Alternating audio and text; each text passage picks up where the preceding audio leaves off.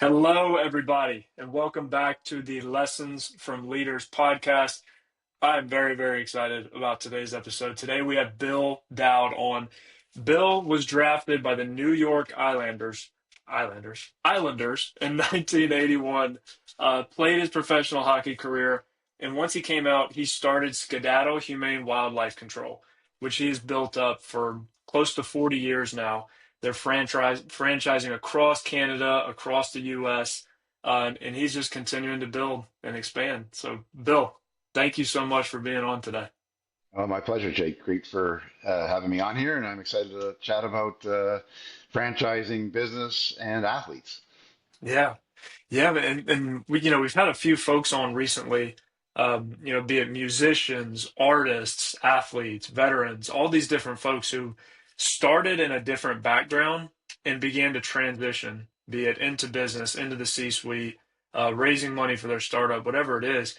So we would love to kick this off right now, kind of hearing more about your story as an athlete, being a pro athlete, and then shifting into the business world. Like, what was that journey like for you? Very difficult. I think all of us as athletes, at some point, no matter what sport we play, the playing days are going to be over. And as being fellow athletes, I think we spend all of our time and energy being the best that we could be, whether it's playing basketball, hockey, whatever you're playing. You spend all your time and energy. You don't have time to develop other skills, especially if you want to play at a high level. So when the playing days are done, it's what am I going to do with my life? It's a long life, and you have to be happy at what you do for a living. You want to get up every morning and say, okay, it's another great day. I'm going to tackle the day. I'm going to have a great day. So I think all of us former athletes, it is a real transition period, and we were talking previously, we all have friends or ex-teammates or people we've known in the athletic community who, maybe they have drug or alcohol abuse or, at dead end menial jobs because, the cheering of the crowd ends and they don't know how to cope with that. So, I found with my business that, that you can be part of a team, and the fact that we're franchising, it's a great opportunity for athletes because they understand discipline, they understand hard work, they know how to follow a system, all these attributes that they just learned from being 5 years old in the athletic arena. That's exactly what we're looking for as a skedaddle franchise owner. And you don't need any experience. You don't need none of our current franchisees grew up and said, I want to catch raccoons, squish bugs, and hang Christmas lights. Those are three of the revenue streams we have.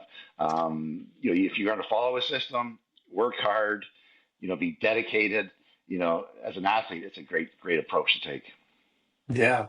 Yeah, man. And there's so many transferable skills. And yeah, I see a lot of similarities with the military too. It's that discipline to stay on the task, to keep focused, to push when you don't want to. But can you talk to me about some of the skills that you had to build? We have all these intangibles, all these other things that really help us, but what were the biggest skills that you had to build when you started building your business? I think it's building a team. That if you're in a team environment, you understand. That there's going to be leaders and um, average players, superstars, but it's building that team and finding people who want to come in and be part of your team. As a business owner, you can't do everything by yourself. You need to hire. So I kind of took my approach of being an athlete and doing what I do best. Maybe the entrepreneur, or the crazy ideas, but I hire accountants. I can't. Math wasn't my strong subject. Two plus two sometimes is difficult for me. So finding an accountant or someone who knows books who can do the business. Finding salespeople who have that mindset about making sales, hiring the technicians who like to work with their hands. So just like if you're putting together, I'll refer back to hockey, everyone can't be a goal scorer. So if you're good at defense, play defense. If you're a playmaker, make plays. If you're a goal scorer, put the puck in the net. So if you're a tough guy, well, protect your good player. So, I think that, learning that I couldn't do everything. I had to delegate. And once again, I think athletes just have that naturally, that they know their role within a team environment or within their sport environment, and they also, through absorbing osmosis, maybe through their fellow teammates or their coaches or their managers, they are in a leadership position. Even though they may not realize it if they're on a team of 20 guys or girls, they are learning leadership skills that they can transfer into the business world. Hmm.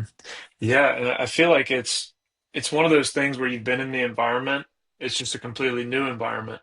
And once you start doing things and you start building a team, start doing client relations, selling, you just pull bits and pieces from it, all the little lessons as you Right. continue to progress. So it feels like a different arena, I would say. Exactly. Yeah, it is a different arena. Maybe you're not good at one skill set. As an athlete, you're going to practice that, practice, repetition, repetition, and same with us here in Skedaddle. Whether you're putting a ladder up or securing screen onto a roof to keep raccoons or squirrels out. It's just that repetition that you're used to as an athlete. You've been doing all your life, and you're just putting that repetition, that mindset, and that drive to succeed into a different avenue. Hmm. Yeah. And what were those early days like when you kicked off the business and you started building? Like, what were, I Uh, see you smiling. I know there's got to be some good stories. Oh, there's yeah, many good stories over a coffee or a beer that might not be good for this podcast. But yeah, I think learning, that you're going to make mistakes and not to be upset or disappointed that you've made a mistake and maybe you've underquoted a job and you're losing your shirt on that particular job. Well, taking those mistakes and learning from them so you're not going to make that mistake again. Once again, same with from an athletic field. You make a mistake during athletics and you're going to remember that and you're going to practice and get better and not make that again. So, making those mistakes and learning from those mistakes and that's why the beauty of a Skedaddle franchise. I've made all kinds of mistakes, and I've made my business better going forward. And you're buying that franchise so you don't make the same mistakes. You have the support of myself and my entire franchise support team. So we're going to advise and coach and be leaders for you, so that you're not going to make those mistakes and have those costly expenses that I incurred year after year in some occasions. Yeah. Yeah. And talk to me about what it could even be like a success story of somebody that you brought into the ecosystem. They've started one of your franchises. Can you talk to me about what it looks like, getting them on track, maybe mentoring them if it was, the first couple of them. Can you talk to us about what that looks like and how y'all get people, going? Yeah, and I kind of related to, I had to replicate myself.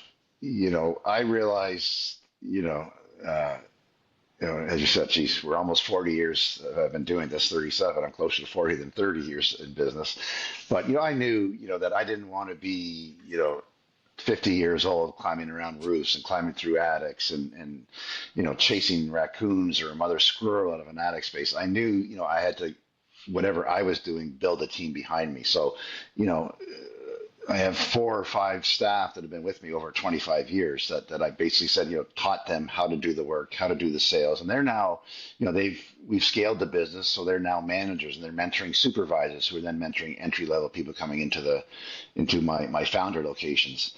And then we've transferred that into the franchises. So when we have a new franchise come in, they have, instant contact through my entire team for support. Whether somebody in Denver has an issue with, geez, I can't find where this raccoon is getting in, or somebody in Atlanta who doesn't know, this mother squirrel is acting strange, or somebody in Columbus who, birds, where I can't find, where are the birds getting in? So, you have with technology, we've embraced that technology to get somebody on a call similar to this instantaneously and just walk around the house, show me the house, show me what you're seeing. And okay, we've seen that, we've done that. Here's what's going on, and having them be in that leadership role, that they have their own little silos as they're mentoring and providing leadership to our current franchise owners and their staff in Mhm. some occasions. Yeah. Yeah. And you talked about, bringing athletes into the ecosystem. And, we, we always say we like to stay around the athletes and people that we, feel gravitated towards. So for you, bringing in new people, like as y'all look for maybe a former athlete or somebody who's been in the space, how has that been for you? What's it like when you get a new athlete onboarded and kind of talk to us about that? Yeah, they tend to be great, either great employees or fantastic franchise owners. We have our very first franchise in Nova Scotia, east coast of Canada, Halifax, Nova Scotia. He played basketball at Canadian universities here. We have another gentleman that runs my Kelowna operations, was a professional volleyball player and surfer. Sorry, not professional. Played volleyball in university and was a professional Mhm. water skiing and surfer. So that they've come in and they just have that mindset that they're competitive, which I like. Any business is competitive, whether you're, chasing raccoons or selling insurance or, anything, you're competing against other businesses. So, we want, those type of leaders with that athletic background, their mindset and their leadership is being filtered through their entire organization, which, allows us to be competitive, that we're not going to let anybody beat us. We say that through, we have our franchise conference coming up in a couple of weeks in Milwaukee, where I'm going to be giving a speech about exceptional customer service and how competitive we are. That we are the best in the industry and we want to stay the best. Kind of like when you win a Stanley Cup, you want to repeat year two, you want to repeat year three. Well, here we are, 37 years repeating as champions. It's kind of how my mindset takes it. I bring that athleticism into the entire ecosystem of Skedaddle now. Yeah, yeah. I had a mentor of mine. We were talking about building the business and transitioning from athletics, and he told me, he's like, you remember that focus and energy you had as an athlete where you didn't go out, you were sleeping 9, 10 hours, you're in the training room, rehab, studying film, everything. He's like, you're going pro in your business. Everything Yeah, you do is going to revolve around it. Training people, studying new clients, studying the industry, and it feels like that again, where you're. yeah. And I'm sure it's like this when you onboard athletes, where it's like, oh, I have something to go pro in again, and It, that, it's that, that's a great analogy, because that's exactly what you're doing. You're a professional, instead of the playing field, but in business. And those yeah, little wins. You can still. I think we're we're geared to want to win, and when we win, it feels great. So whether it's you make a big sale and you feel, all right, I got to win. That was a great day. I made a sale. It's like we didn't you didn't win a hockey game. You won a sale, or maybe you brought somebody into the system as an assistant. They went up through the hierarchy of the company, and now they're a supervisor or manager. Well, those are all wins that those people can chalk up to that they're moving ahead in life, and your leadership capabilities and skills that I've taught them, they can then teach that to somebody else who comes into the business, and allows the business to scale year after year, and on a month-to-month basis. yeah, 100%, 100%. And I'm learning on the fly as we go. Well, um, yeah, and I would love to hear more. As you've expanded over 60 plus franchises, as y'all continue to grow.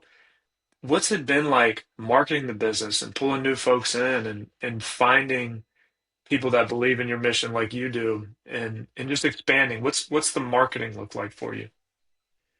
from a consumer, I have a marketing team in my corporate office does all our consumer marketing face to face to the customer. I'm spending most of my time now in the franchising side of things. So I'm working with our franchise development company. So they set the marketing budget. They know who to, where to put these ads to attract franchisees. There's so many options out there for someone who just says, I want to open my own business. Well, there's thousands of franchises that you can look at, and everybody wants to operate a restaurant business or healthcare franchise or beauty industry. Those are the hot topics. Those are the glamorous topics. Those are businesses where ours isn't. Ours is a need, necessity, and as I said, no one grows up and says, I want to catch raccoons, squish bugs, and hang Christmas lights. Those are our three revenue streams, and from day one, I've had to train people on how to do this. So now we're training franchisees. So when people they don't need any skills in business. They don't need any skills in wildlife or pest control or Christmas or professional Christmas decorating services. That's all learn from my mistakes that we talked earlier about that I have now in training programs and training systems and support. So, we like to say whether it's an employee that I hire for my founder locations or corporate stores, or a new franchisee who's going to sign up and come and be on our team. And we don't call it family. They're not family members. They're teammates. We're all a team. We're not. Keep the Yeah. athletic analogies going. Um, so that they want to come in, that they don't need the skill set. If you have a good, we say, if you have it, we hire attitude and train skills. If you come in, and I think most athletes have this, they have that attitude of being successful, and you want to learn and get ahead in life, we're going to train you everything else. And follow our lead, follow our systems, and it's a you can't lose proposition. Or we're not going to let you lose. We're gonna if franchisees are struggling, once again, it's like you're down in a football game, you got to do a comeback. Well, okay, well we're gonna send in the A team, whether new quarterback, to go down and work with our franchise. And okay, well, what are you doing wrong, and how's sales and efficiencies of the team, and bookings and getting out in the community, all the little things that our playbook that we set out, that are they executing that? And if they're not, well, let's get executing it. But it's the athletes that when we say that it's a playbook, here's how you execute. It just the light bulb goes on. Oh, okay, right. Yes, you're the coach, you're the manager. I'm gonna follow what you're saying to do to be successful. So great, Hmm. great opportunity for athletes, I believe. Yeah. Yeah. And as you've continued to expand this and continue to build this, um, what have been your biggest lessons learned? If you could give top three lessons learned, and this could be directed at an athlete who's transitioning or somebody who's opening a business for the first time, what have been your biggest lessons? Um, Technology, as there was a time there where I was spending $500,000 on yellow pages. And I'm dating myself. There was a book called the Yellow Book, phone book that got delivered to your doorstep. Where we had to pull all of our ads out of the yellow pages and go online. When the internet was just kind of ramping up, that was a huge risk. And I should have done it years earlier. So embracing technology, because I think any business, using technology, especially with AI that's coming out, using it to your advantage and making it your competitive advantages, one thing I wish I would have embraced a lot sooner. And then, hiring properly. When you hire somebody, and if you find that they're not going to work out and they're not what you're looking for, you don't want to hang on to that person, because they're never going to get where you want to get them to be. So hire and fire quicker. Free up their future for them, because this job or any job might not be what they really wanted to do. And they're not going to grow your business if they're not striving or rowing in the same direction as you are. So technology, staffing, um, and I guess community involvement. We weren't. We always were out in the community, supporting organizations such as humane societies, SPCA's, wildlife rehabilitators, but now we've expanded where we're, whether it's beer fests or Christmas markets, or anything that's going on out in the community. Just because you are part of the community, even though we're a national brand in Canada and the U.S., but the local franchisee, he's the guy on the ground, or he's the woman on the ground. So they need to be out in that community, and the community is what's giving you a livelihood and giving your staff a livelihood. So giving back to that community, whichever way you can, to get the name out there and being a good community person. I think Yeah. would be kind of three that I think of off the top of my head. Yeah. I love that, Phil. I love that. Well, I think a lot of folks, either transitioning or just starting out are going to get a ton of value from this and really relate to you and your story.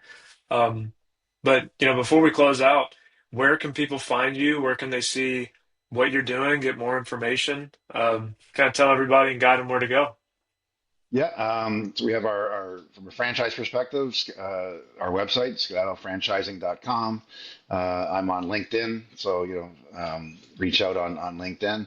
And as I said, when the playing days end, I think athletes need to take sure, it's going to be a difficult transition, but by keeping your head high and say, okay, I'm going to find something that I like. And, whether it be franchising, a franchise opportunity, or another job, um, if you don't like it, change. Life is short, and you don't want to be getting up every single day and going to a job you don't like, or owning a business you don't like, and it's headache after headache. There needs to be some positive and something you need to take home and feel good about yourself every day. And from an athlete's perspective, I think Skedaddle is a great opportunity because you're out in the field. It is a when you're starting out, it is very labor intensive. You're climbing up and down ladders all the time. You're walking around roofs. You're crawling around attics. So you still have that physical aspect of it, but we want you off that roof and out of that attic as quick as possible so you can build a team. You can be the captain of your own team and win championship after championship as a Skedaddle franchise owner. Yeah, 100%. Well, Bill, this has been awesome. I'm going to take you up on that beer or coffee, and we're going to get those stories out of you. But, That was good. it but might, it yeah, might be a thank you few so coffees, much. a few coffees or a few beers. Yeah, I love it. Well, thank you everybody for stopping in today, and thank you, Bill, for joining us. My pleasure. Thank you.